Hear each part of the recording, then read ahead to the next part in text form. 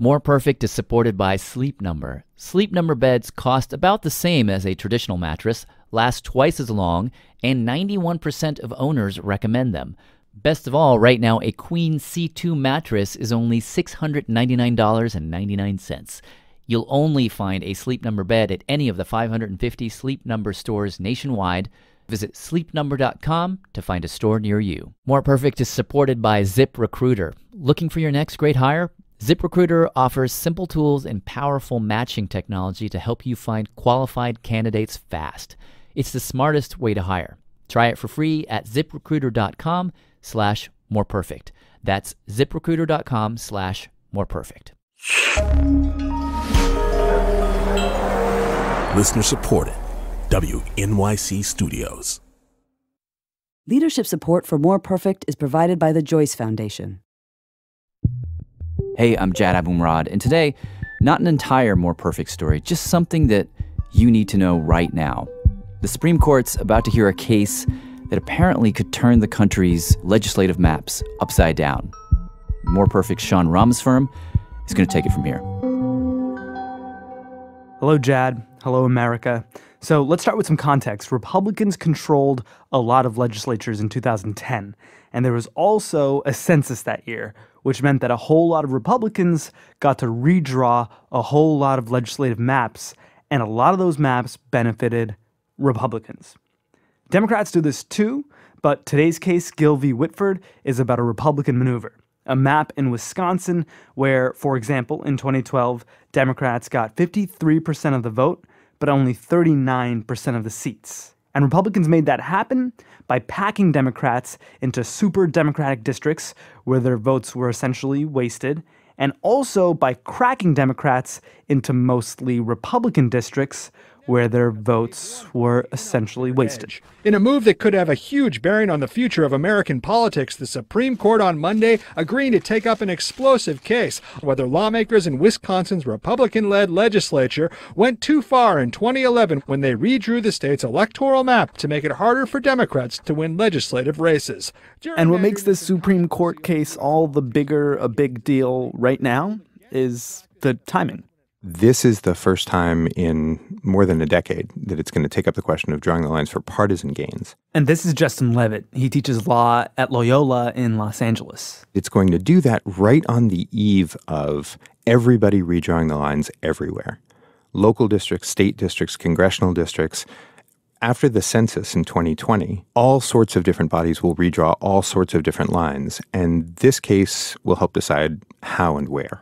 And if the court can crack this nut, it'll be solving one of the biggest and baddest and oldest abuses of power in our democracy. It goes back to before there was an America, so there were problems with rotten boroughs in England, which were essentially districts with no people in them that nevertheless elected representatives.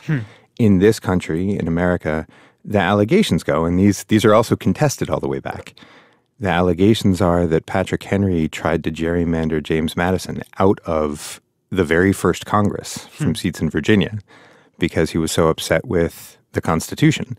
The word itself comes from an 1812 attempt to change the lines in Massachusetts. It is named after Governor of Massachusetts, Elbridge Gerry. And if you go to northeastern Massachusetts, they will tell you passionately that it's called a gerrymander and not a gerrymander. That's something that people actually argue about. Get over it, Massachusetts. So the allegations were that Elbridge Gerry created a district that snaked around the northern Cape Ann suburbs, essentially. It was ridiculed in a political cartoon at the time as looking more like a salamander than a district. Okay. And the portmanteau was born, a gerrymander. And since that moment, we've been living with this unfortunate word and this unfortunate problem. And it turns out it's a really hard problem to solve. Levitt says you can't just hit reset, draw some rectangles, and call it a day. That's not the way people live. Nobody has ever bought a house because it fit the last perfect spot on the last perfect square grid and the last perfect development in a square city, in a square county, in a square state. The way we live is sloppy and messy and organic.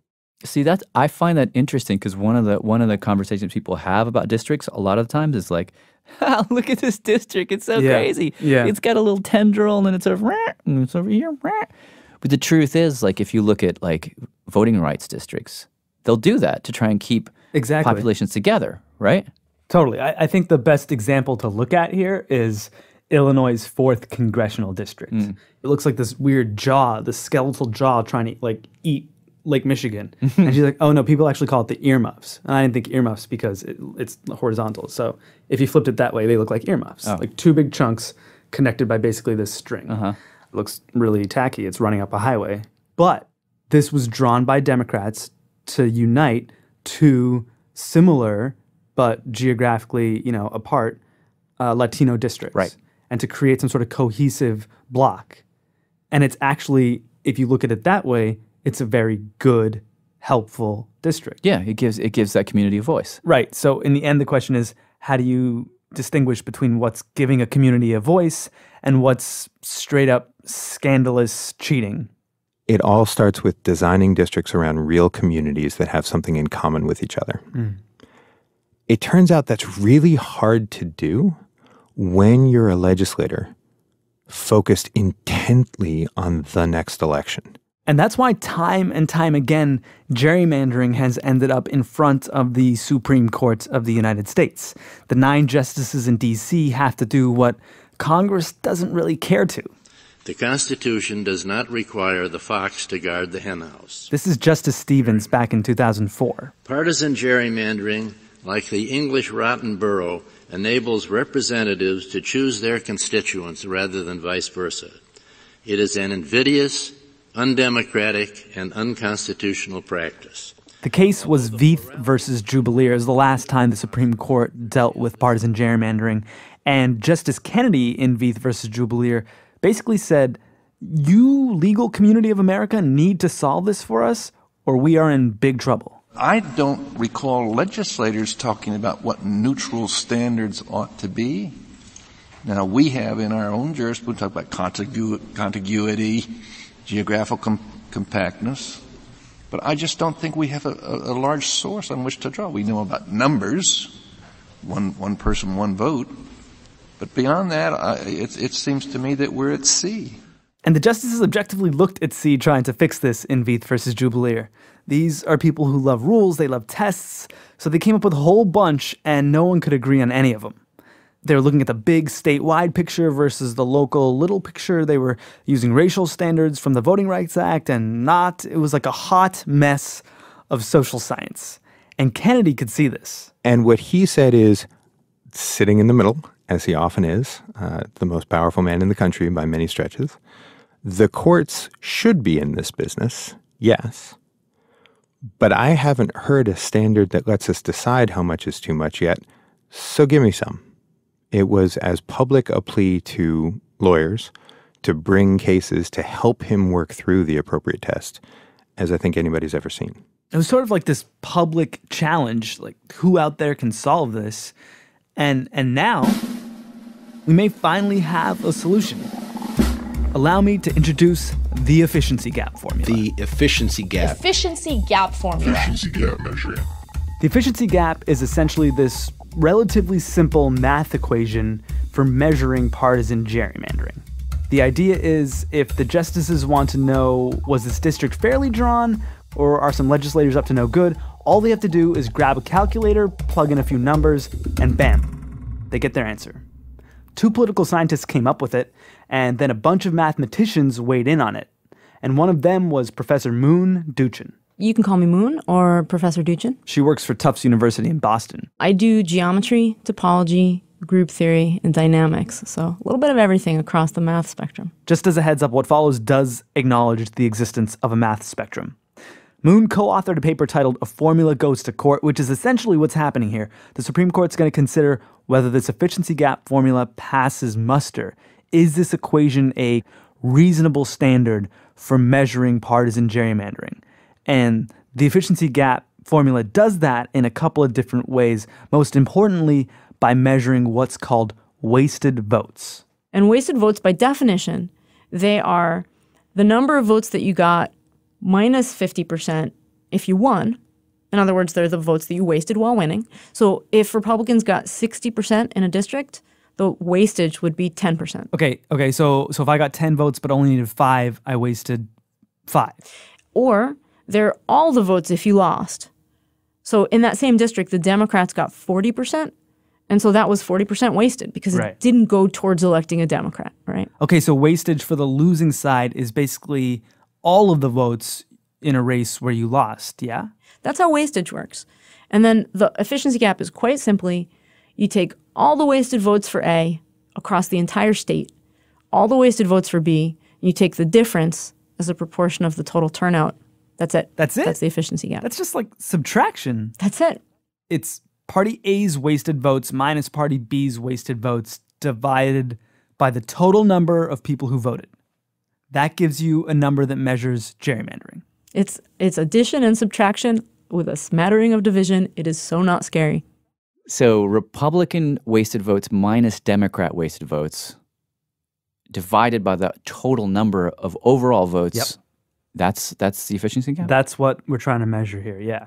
Why would that work as a measuring of gerrymandering? So let's take a purple state like Wisconsin where, you have Democrats winning and you have Republicans winning, and they're both wasting votes. They're both winning elections, losing elections, and in each and every one of those races, they're wasting votes because a wasted vote is anything over 50 if you won, 50%, and anything you lost if you lost, right? So wastage is happening across the board. But theoretically, it's happening on both sides, so all of the wastage should be canceling out. In Wisconsin, we have this picture where Democrats won 53% of the vote, but only won 39% of the seats. So Democrats were wasting a lot more than Republicans. Tons more. And that might mean that there's sort of this pattern of wasted votes across the entire state. The entire map might have been drawn to favor one side. Oh, so is that like if you plug in the numbers in the equation, if you get a big number, that means lots of wastage. You get a little number, that means zero. Is that essentially it, or is it something like that? Nailed it. Really? Yeah. Oh. Yeah. That's cool. Yeah. So it literally is like, boop. Oh, wasted. You know what I mean? It's like, is it like that? Yeah, but there's actually a way that we don't need the boop. Moon's got an even easier way to understand this efficiency gap. Huh. A shortcut. Are you going to tell me what it is? Do you want to know what it is right now? No, after the break. After the break. Okay. Great.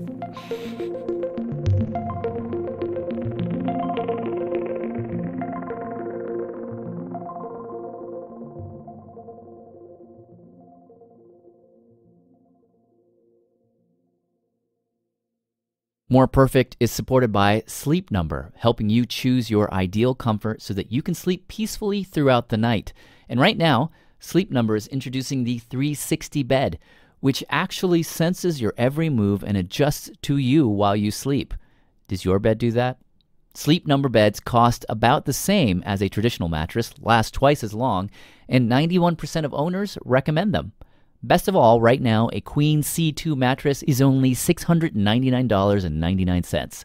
You'll only find a Sleep Number bed at any of the 550 Sleep Number stores nationwide. Visit sleepnumber.com to find a store near you. More Perfect is supported by Stamps.com.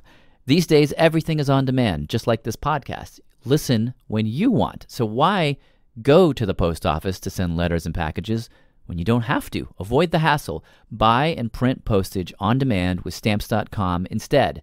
You'll get all the services of the post office right from your computer 24/7. Right now, sign up and get this special offer, a 4-week trial plus postage and a digital scale. Go to Stamps.com, click on the microphone, and type in More Perfect. In Los Angeles, you know about the $4,000 a month apartments, the $100 pet grooming sessions, and the $7 lattes. But what really causes gentrification, and who wins and loses as a neighborhood changes? I'm Saul Gonzalez, host of There Goes the Neighborhood LA from KCRW and WNYC Studios. It's a new podcast series about a changing Los Angeles. Listen and subscribe to There Goes the Neighborhood wherever you get your podcasts. This is More Perfect. I'm Jad Abumrad here with Sean Rameswaram. We're talking about the ancient problem of gerrymandering and how a solution may be about to fly into the Supreme Court on the gleaming wings of math. You mentioned that there was a shortcut. Yeah. You know, if you don't like the math that we were doing earlier with the efficiency gap, Professor Duchin gave me this sort of handy workaround that'll probably make it a lot easier to understand the whole wasted vote thing. Cool. It just involves comparing how many votes you got in a race to how many seats you got in that same race. All you have to do is take your vote margin and double it. Efficiency gap tells you that should be your seat margin. So you got 53% of the votes, let's say. So that's a margin of 3% over halfway. Yeah. Double it, you should get 56% of the seats. Huh. If you get, try this with me now, you get 60% of the votes, so how many seats should you get? Okay, so I got 60% of the vote. I needed 50% to win.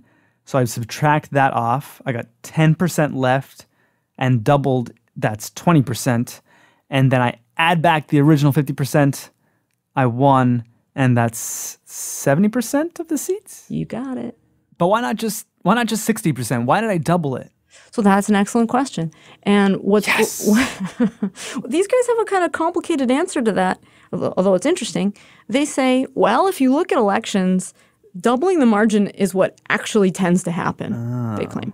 Okay, so by these guys, Professor Duchin means Stephanopoulos and McGhee, the dudes who came up with the efficiency gap.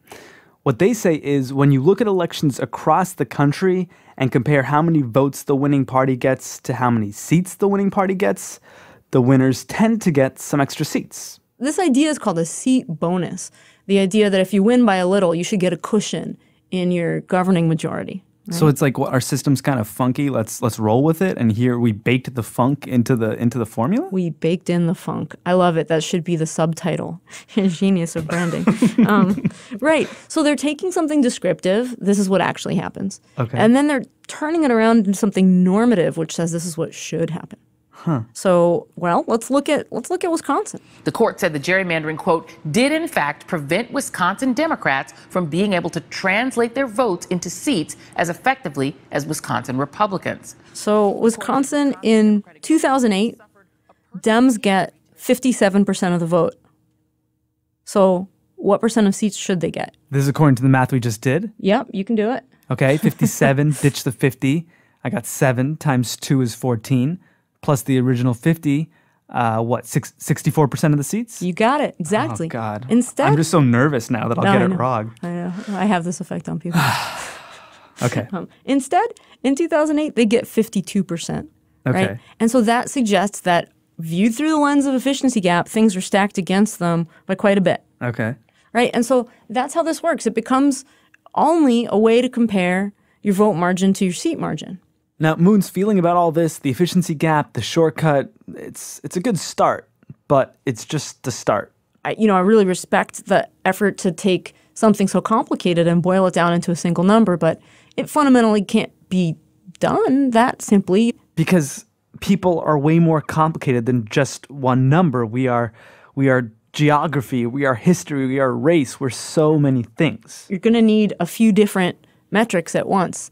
The fear is that that's what the court's been allergic to, is if you have several different metrics, how do you combine them and how do you decide when enough is enough?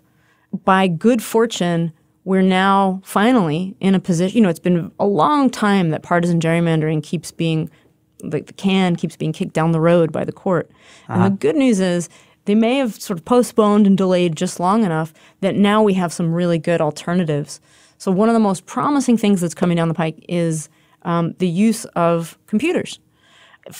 People have dreamed of this for decades, but computing power just hasn't been nearly ready to contend with the big data of the redistricting problem. That's because we're doing some phenomenally complicated combinatorics. We've got this. What was that word? Combinatorics. That's what. I don't even know what that is. That's what mathematicians call the art of counting. Oh. The Supreme Court isn't quite at combinatorics, but if Justice Kennedy likes the efficiency gap, the court's decision could dramatically change the way states draw lines. And if the court can embrace this standard, Moon's hoping it will go for others down the road, ones that more fully consider all the kinds of connections that make up a community. And there are just phenomenally many ways to break down millions of people into dozens of districts. If you just enumerate all the possibilities, that's the biggest data you're going to find. Bigger than medical problems, bigger than astronomical problems. So asking a computer to really understand all the possibilities has been out of reach. But what's happened recently is both computing power and the algorithms used to study this have been getting better and better. And folks have understood how to constrain that search space more. Okay. So what we're moving towards is a time when we'll be able to cut down the space of possibilities that you have to search. And at the same time, computers will be getting more powerful until those meet in the middle and computers can really see all the possibilities. So when we're saying these numbers are too big for mathematicians to even wrap their heads around, we need computers. Oh, no, other way around. Mathematicians are very comfortable. We're even comfortable with infinity. It's the computers that have had to catch up. Oh, sorry. Okay. So when we're saying the computers need to catch That's up, right. how do we expect 9 Supreme Court justices to get it right? Well, no, here's the thing, right? So what happens when computers can really explore the space of possibilities is that they can build a bell curve of the properties of all the different maps. So computers are going to do it for us, create maps upon maps upon maps that together will give us an idea of what a district should look like. And then you'll look at Wisconsin's actual plan that the legislature enacted, and you'll see where it falls on the bell curve. Is it in the nice meaty part in the middle? Or is it an outlier that's just out along the tail of the bell curve? Mm-hmm. That's pretty persuasive, and that's a kind of outlier analysis that should be pretty comfortable for courts because they do this all the time for other kinds of legal standards. What does a perfect district look like? What is something that is just that anyone, regardless of political ideology, could look at and say, oh, yeah, that's fair?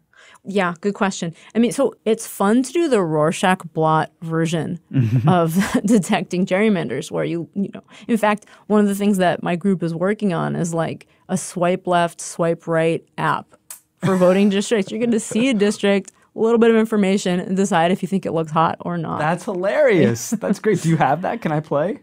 Coming up. Tinder Right up. for congressional districts. Exactly. We're calling it gerrymander.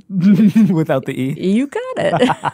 Very good. Right. So, I mean, that's always going to be fun, but just that contour isn't always showing you what's really going on.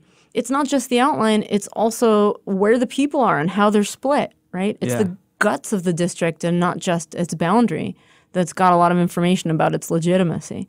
So we're trying to throw a lot of 20th and even 21st century math at the district rendered as a graph or a network, and we think that's going to produce some new insights. Before that happens, does the Supreme Court have to say in this Gill v. Whitford case, hey, partisan gerrymandering is wicked unconstitutional?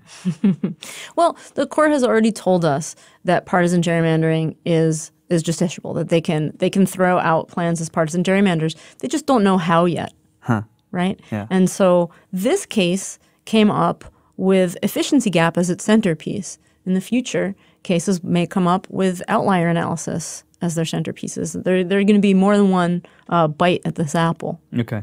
I regard efficiency gap as a great step towards convincing courts not to be scared of adjudicating partisan gerrymanders. It's a really good opening salvo. Great. Well, thank you so much for all your time. I can't wait to download Gerrymander and meet my next favorite district. That's right. That's right. Great talking to you. John Ramaswamy. Supreme Court audio in this show is from Oyez, a free law project in collaboration with the Legal Information Institute at Cornell. Leadership support for More Perfect is provided by the Joyce Foundation. Additional funding is provided by the Charles Evans Hughes Memorial Foundation. I'm Jad Abumrad. More Perfect will be back next week.